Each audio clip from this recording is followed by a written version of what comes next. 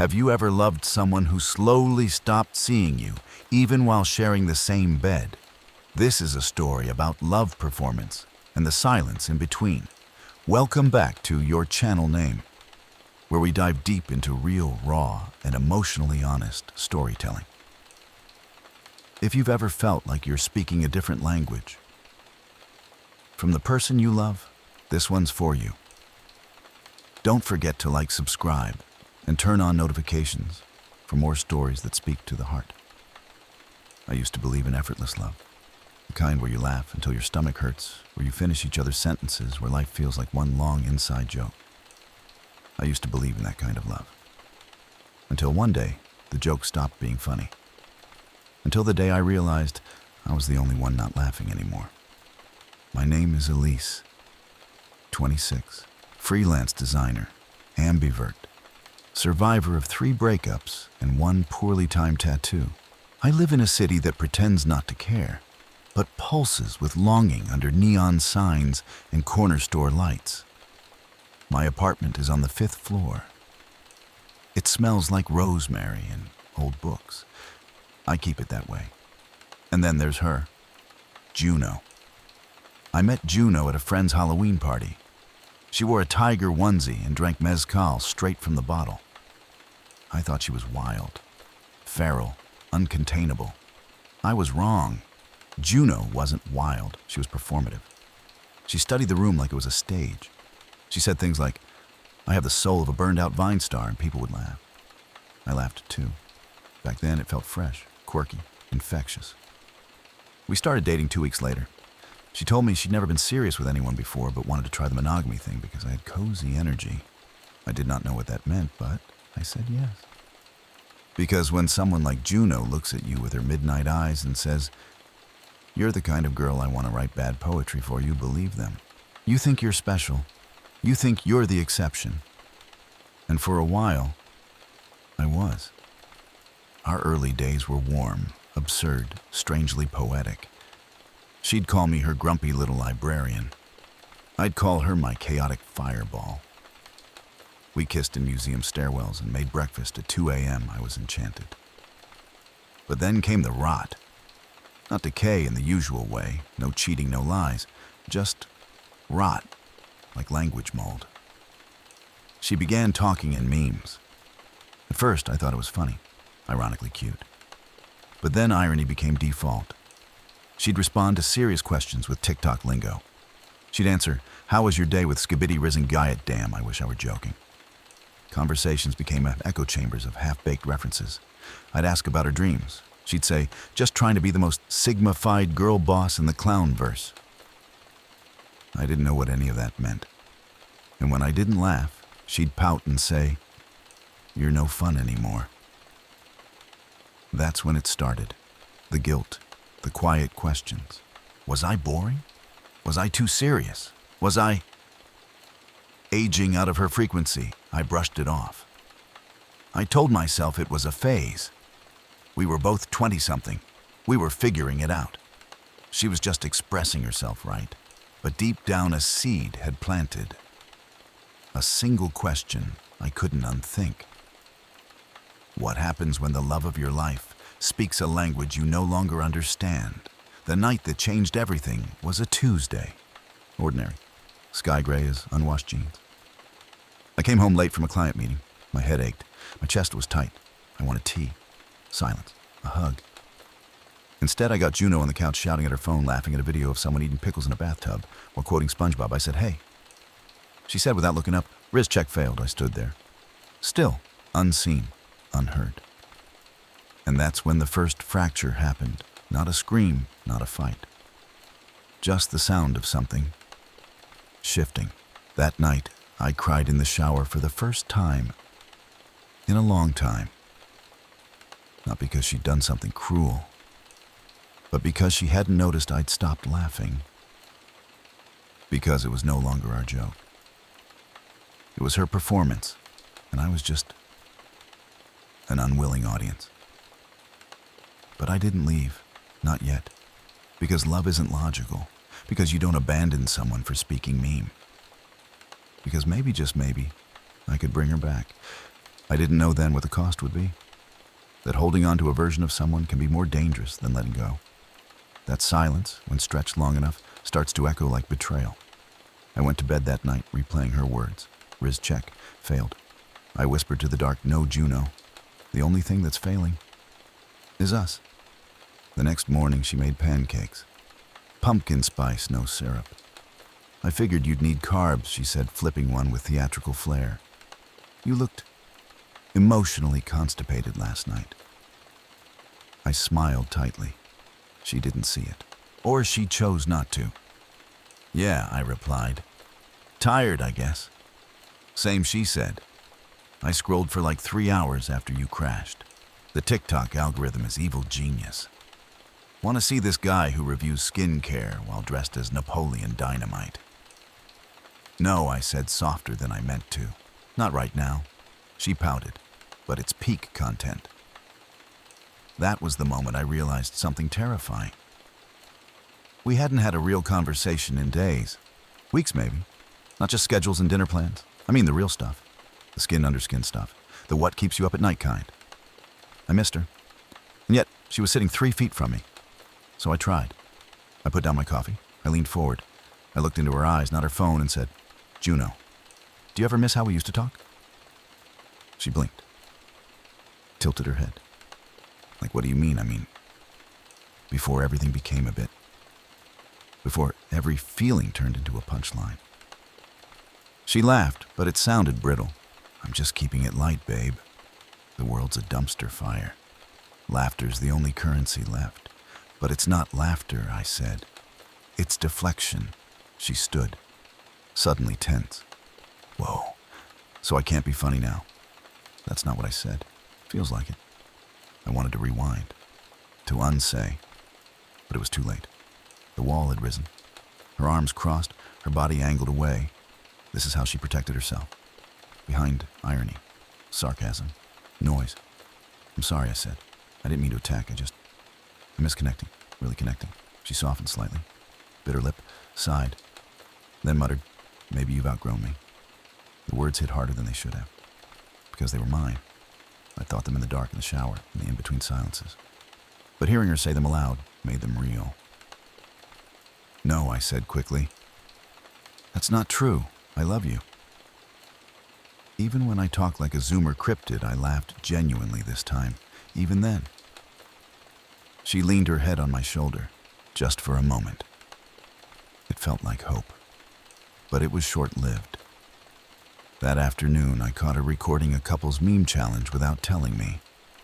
She filmed my reaction as I walked in, pointed her phone at me, and shouted, POV, your girlfriend thinks she's deep but just has anxiety.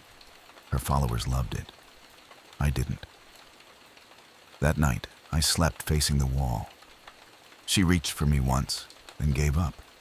I stared at the ceiling, wondering, when did we stop speaking the same language? It wasn't about memes. It was about presence. About how I asked questions, and she replied with punchlines. About how she thought silence was awkward, so she filled it with noise. About how I was drowning in surface-level laughter, when all I wanted was depth. I wasn't asking for poetry. I just wanted honesty. Raw, unfiltered, messy. But the only thing Juno offered me lately were curated captions and pre-approved hashtags. And the worst part, I still loved her. Loved the version of her that used to exist at 2 a.m., whispering dreams into my shoulder blade. Loved the girl who once told me, I think I believe in soulmates, but only the kind that challenge you. Where was she? And was she still in there? Or had she been replaced slowly, algorithmically, by someone who'd rather go viral than go vulnerable? The doubt crept in, quietly, steadily, like mold behind wallpaper. And I let it, because confronting it would mean confronting what we'd become. A performance, a loop, a glitching love story where neither of us remembered the script. And yet the next morning, we kissed like nothing had happened. Because denial is a powerful drug. Because routine is comforting. Because sometimes the scariest thing you can say is, this isn't working anymore. And we weren't ready. Not yet.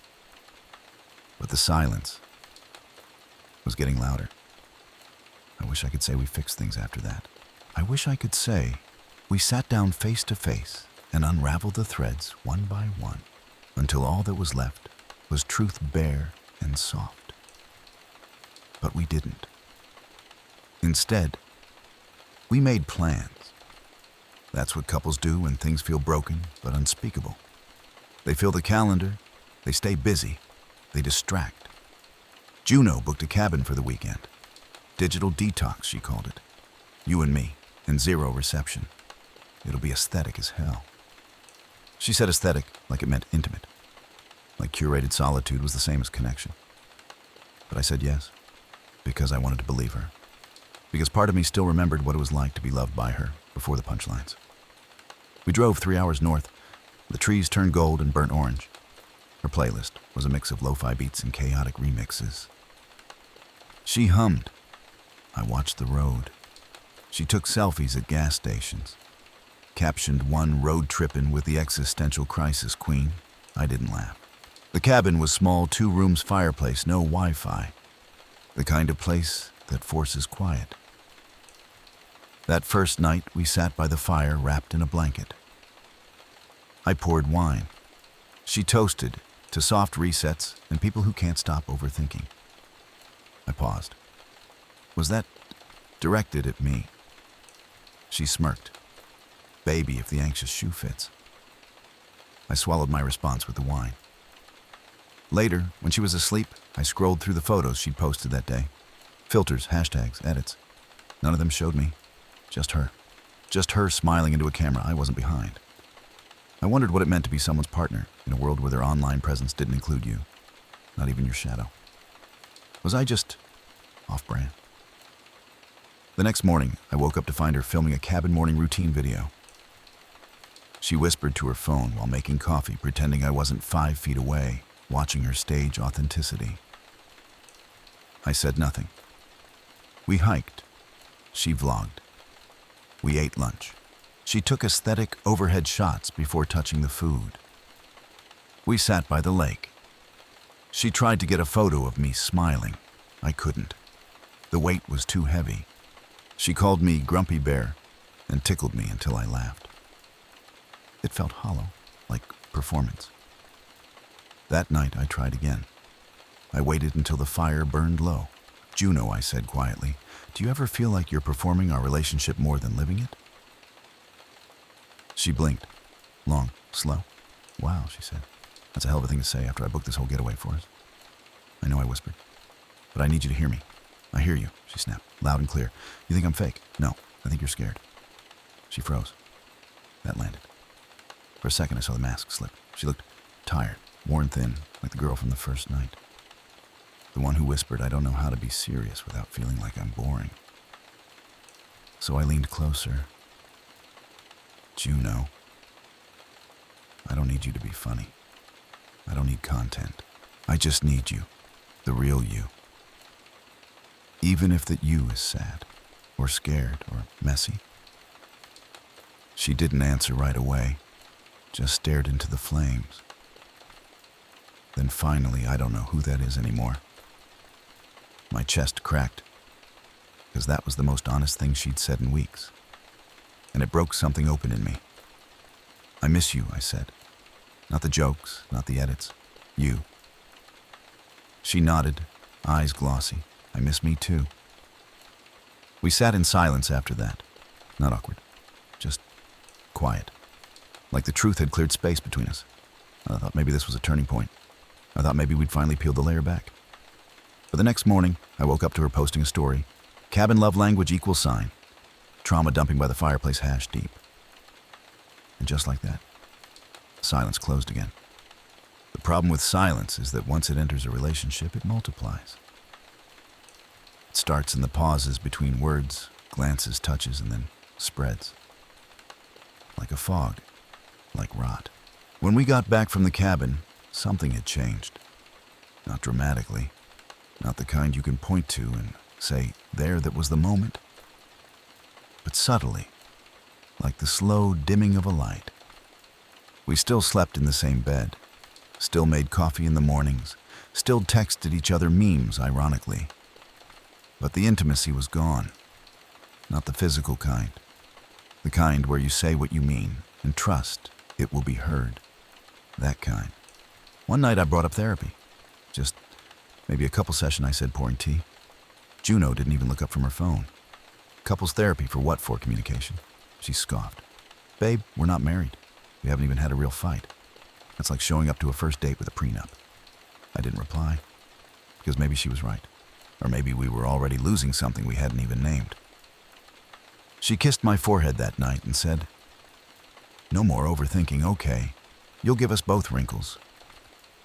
But I didn't feel kissed. I felt dismissed. So I started journaling again, late at night, after she'd gone to bed. I'd sit by the window, pen in hand, and try to write myself into clarity. Most of the pages came out blank. The words I did manage felt like echoes.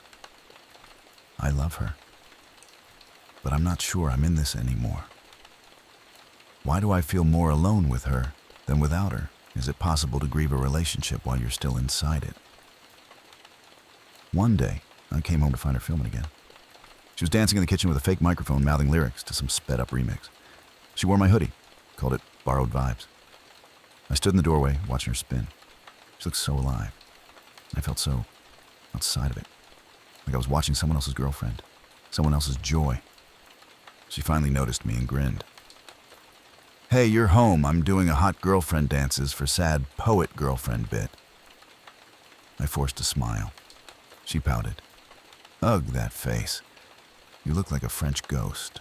I wanted to say, "I feel like one." But I didn't, because we don't say things like that out loud. Instead, I kissed her cheek and said, "I'm tired." Later that night, while she edited her video, I scrolled through our old texts. The ones from the first few months. The way she used to say, "I don't understand you, but I want to." Now she didn't even try. And maybe I didn't either. Maybe we were both playing roles now. Her as the chaotic, funny girl, me as the quiet, sad girlfriend. Archetypes, templates, easier than being real. I stayed up late again writing. And that's when I found her other account. A Finsta, a private one. Just a few followers. I wasn't snooping, not really. It popped up unsuggested because she'd tagged herself in a story and forgot to make it private. I clicked. And I shouldn't have. But I did. There she was, posting confessions in pink font over glitchy videos. Sometimes I feel like I'm dating a therapist. I'm tired of always being the clown in the relationship. When do I get to be serious? I love her. But I don't think she sees me. My stomach flipped. Because wasn't that how I felt? And yet we were both pretending the other was the problem. I closed the app, laid in bed beside her, watched the light of her screen reflect in her eyes. I thought about saying something, about asking. But the silence between us wasn't just a gap anymore. It was a canyon, and I didn't know how to jump. It was just a dinner, one of those normal, forgettable ones. We had reservations at a new fusion place downtown. Dim lights, 2 loud music waiters who called everyone love.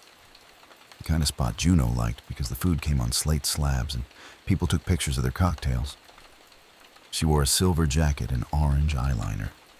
Said it was her disco trauma look. I wore black, the way I always did when I didn't want to be noticed.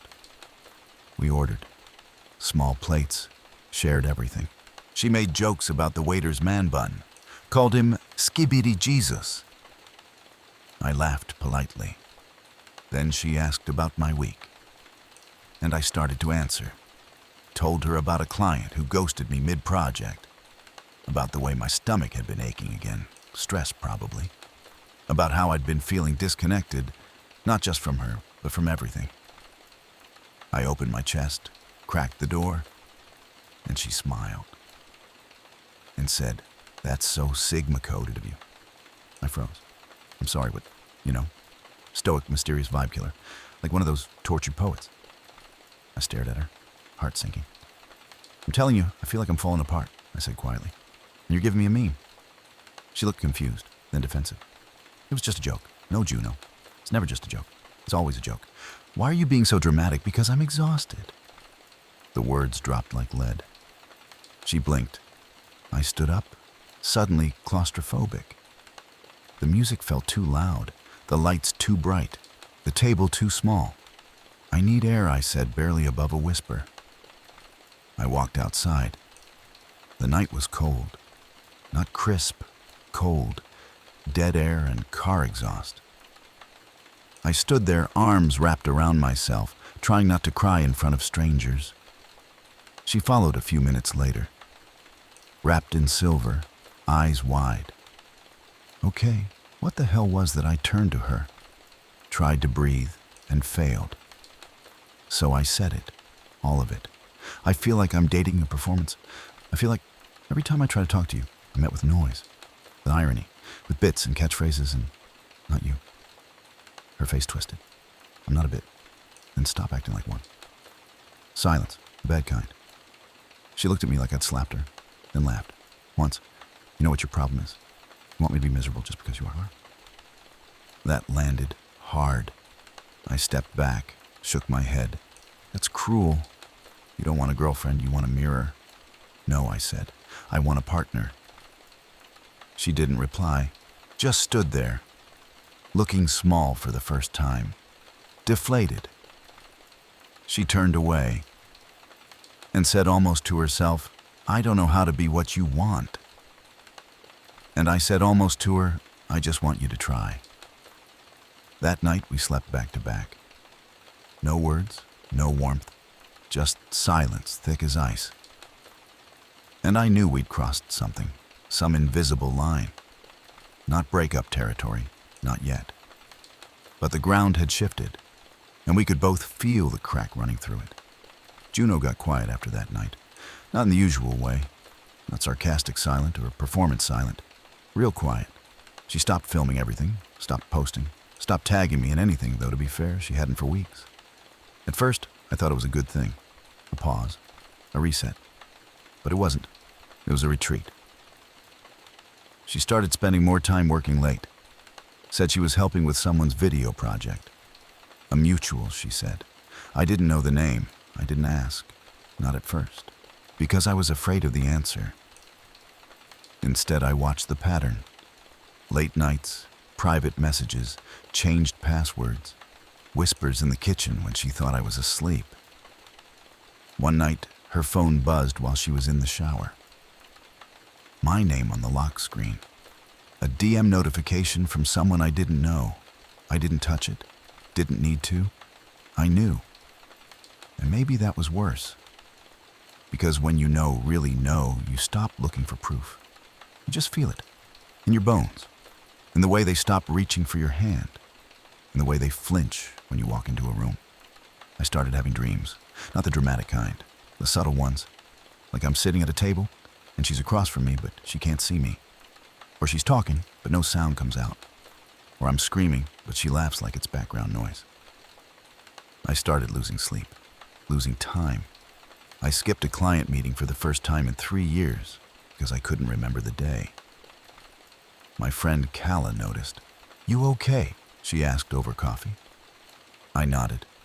Lied. She didn't buy it. You look like you've been crying in installments. I tried to joke. Tears are a monthly subscription now. But even that fell flat. She reached across the table, squeezed my hand. You deserve to be heard, she said. Not translated. That line stuck with me, because that's exactly what it felt like lately. Like I had to translate myself into a language Juno could tolerate. Condense my grief, compress my anxiety, subtly edit my sadness until it fit into one of her digestible formats. I decided then to ask her. Not to accuse, just to ask. She was on the couch that evening, scrolling through her feed with a glazed look. I sat beside her, waited. And then softly, is there someone else? She looked up, and for a split second I saw it. Guilt, regret, maybe even relief. But she masked it. Quickly, laughed. You serious? I didn't blink. Juno. Her jaw tensed. No, she said. There's no one else. Pause. But there might be. Someone I connect with more lately. I don't know what it is. We just talk. I nodded, numb. And you couldn't talk to me. You make everything heavy. That stung. Not because it wasn't true, but because it was. I'd become heavy. I'd become the silence between her punchlines, the footnote to her punchy captions. But I'd also been trying, desperately, to hold on to us, and she'd been slipping. I never wanted to hurt you, she said. And I whispered, then why does it feel like you planned this? She looked away, didn't answer. That night we didn't sleep. She stayed on the couch. I stared at the ceiling. I remember the first time she said she loved me. She had flour on her nose. We were baking cookies horribly. She threw dough at me and said, I think I might actually love you, in a freaky, non-ironic way. And I believed her. God, I believed her. But now she couldn't even look at me, and I couldn't stop replaying her voice in my head. You make everything heavy. Maybe I did. But maybe love was supposed to be heavy sometimes. And maybe she was too light to carry it. I waited 3 days. 3 days of short words and long silences. Of passing each other in the hallway like strangers with familiar shoes. Of her staying out later than usual and me not asking why. But on the third night, something snapped. I came home to find her packing a bag. Not all her things, just enough. Enough to say, this isn't permanent, but it isn't casual either. She didn't look surprised to see me, didn't stop folding, just said I need space. I stood in the doorway, keys still in hand. Space or escape. She looked up, eyes tired, face neutral. Does it matter? Yes, I said. It matters if you're leaving or if you already left a long time ago. That cracked something. She sat on the edge of the bed, dropped the hoodie she'd been folding. I don't know what I'm doing, she whispered. I just know I can't breathe in here anymore. I wanted to scream. You can't breathe, but I didn't, because I knew that feeling too well. Still, I had to ask. Is it her? A pause, then a nod. I haven't slept with her, but it feels easier. Talking to her, laughing, being light. I sat down across from her. There was no yelling, no dramatic music. Just heartbreak, plain and sharp. So what are we doing, Juno? I asked. Are we breaking up or just slowly bleeding out together? She shook her head. I don't want to hurt you. Then why are you sharpening the knife? She winced and finally started to cry. It was quiet, controlled. Even her tears felt like they were trying to perform. Do you hate me? She asked. No, I said. I don't even know if I can. That's worse. I nodded. Because it was.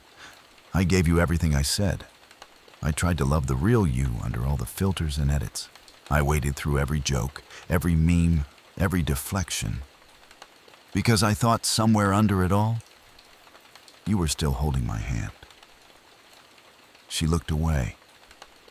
I thought I was too. We sat there separated by the same bed we used to share laughter in. And for a moment, I remembered everything.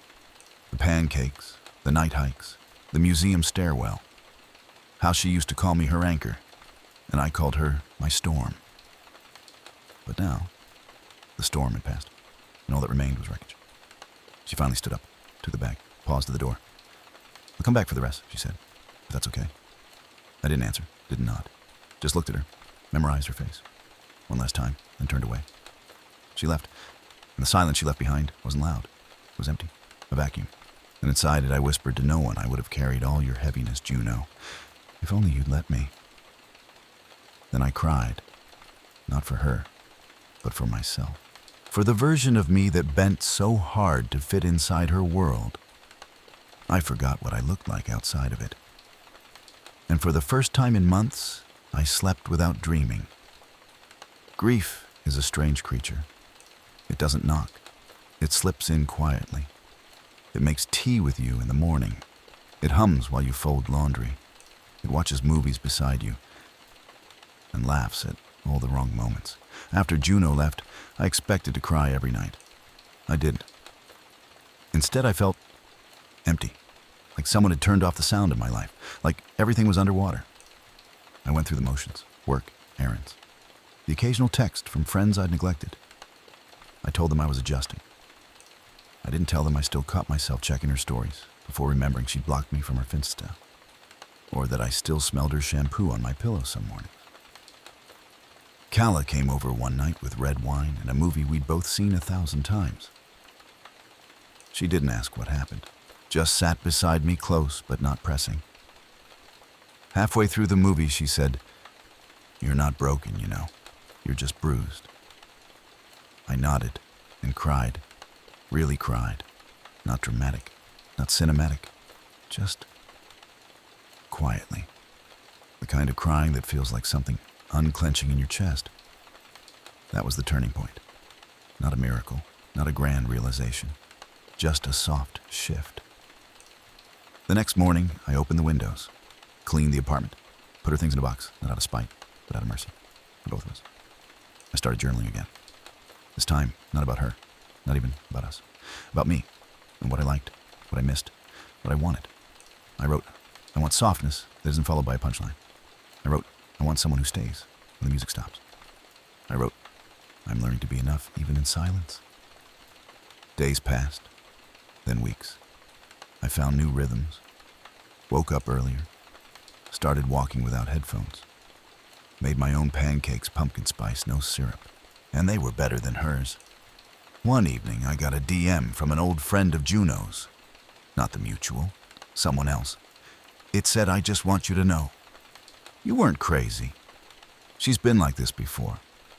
You deserved more. I stared at the message for a long time. Didn't reply. Didn't need to. Because by then, I'd already stopped asking what was wrong with me and started asking what kind of love I'd been taught to settle for. Juno wasn't evil. She was just unfinished. So was I. But I was finally finishing something, the version of me that shrank to be digestible. The version of me that tolerated confusion as love. I still missed her sometimes. Still thought of her when I saw silver jackets or orange eyeliner. But I didn't ache anymore. Not the same way. Because grief had done its job. It had carved space. And now, there was room for me. 6 months. That's how long it took. Not to forget her, because I never fully will. But to stop flinching at her name. To stop dreaming in edits and captions. To reclaim the quiet. I moved apartments. Smaller place. More light. My new neighbor plays the cello every Sunday morning. I like it. It's unpolished, raw, the opposite of everything Juno curated. I deleted old texts, not out of anger, out of kindness. Memories deserve space, but not all of them need to be carried. I kept one voicemail, the last one. She left it 3 weeks after she moved out.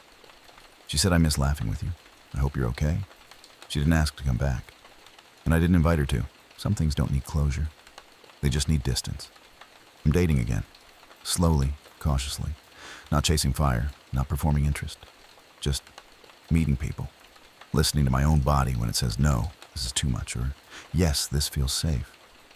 The biggest change, I no longer apologize for wanting depth. For asking real questions. For being the kind of person who finds poetry in silence and discomfort in noise. There's power in naming what you need, even if it means standing alone sometimes. Calla says I seem softer now. Not weaker, just more settled in my own skin. I think she's right. The other day, someone asked me about my past relationships. I told them I once loved someone who mistook performance for personality, who made me laugh until I cried, then cry until I forgot how to laugh. And I don't hate her. I just don't belong in her world anymore. Maybe I never did, but I tried. And there's honor in that. And showing up fully even when the other person won't. And speaking truth even when it's met with silence. And walking away, not out of bitterness, but because staying meant erasing yourself. This version of me. She stays. With herself. No edits, no hashtags. No translation required, just me. And that finally is enough.